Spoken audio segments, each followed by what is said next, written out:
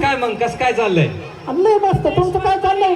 आपलं काय नाही, हा निवांत असते. निवांत असतंय ना. काय संशोधन केलं? मला कळलं तुमचं कृषीचं दुकान आहे भूममध्ये. हाय की बाबा बाबा काय काय संशोधन केलं बाबूराव? लय मोठं संशोधन आहे आपलं. लय मोठं संशोधन. असं काय शोधून काढलं बाबूराव का?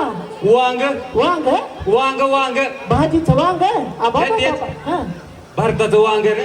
भारतात एवढं तयार केलं असेल? लय मोठं. एवढं? छे, हा मग केवढं वांग तयार केलं? एक वांग उचलायला 200 माणूस लागते.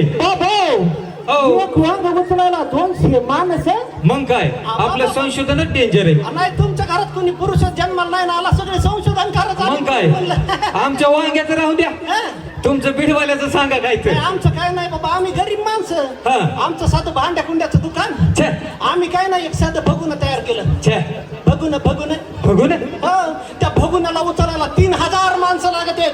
कस काय? हो लय जालीम भगुन तयार केलंय. 3000 माणूस उचलायला? हो. एवढं मोठं बघूला कशाला केले?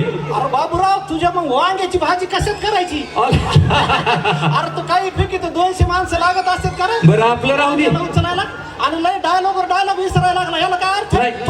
हांचीत पायतन बितन हे बीडवाले असतीच बघा सगळी. नाही असू दे आपण. बरं आपलं राहू दे, आपलं चालतंय. बाबूराव ए अबूराव, बाबू ए अबू, बाबू अबू लय नको दाबू. मोर्ची